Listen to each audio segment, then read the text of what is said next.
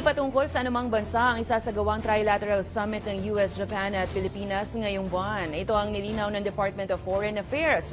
Kahit pa aminado ang ahensya na tatalakayin sa pagpupulong ang agresyon ng Beijing sa West Philippine Sea. Narito ang ating balitang A to Z.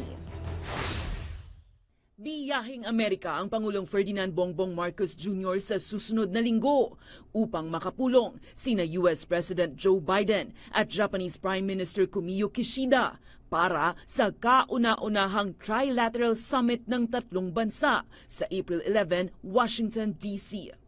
Dito inaasahang talakayin ang tumitinding tensyon sa West Philippine Sea, bunsod ng agresyon ng Beijing sa iba't ibang teritoryo sa South China Sea. The joint vision statement is still under discussion, but we can expect an alignment of views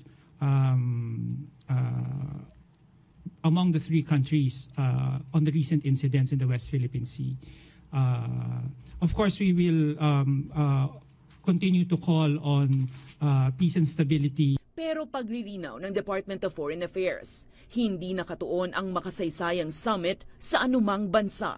Mababatid na una nang nagpahayag ng pag-alala ang US, Japan at Pilipinas sa mga aksyon ng China. This trilateral cooperation is not directed at any country. It is really a deepening of the existing strong bilateral alliances that we've had. Giit ng DFA, target ng pulong na palalimin ang maayos na ugnayan ng tatlong bansa pagdating sa kooperasyon sa ekonomiya at mga usapin sa climate change. Samantala, iniulat ng Agence France Presse na magsasagawa ng anti-submarine drills ang Pilipinas, US, Japan at Australia. Dalawang diplomatic source na hindi nagpakilala ang nagsabing gaganapin ito sa bahagi ng South China Sea sa darating na linggo, April 7. Sa ngayon, wala pang kumpirmasyon ng Department of National Defense o ibang ahensya ng national government ukol sa napaulat na military exercise.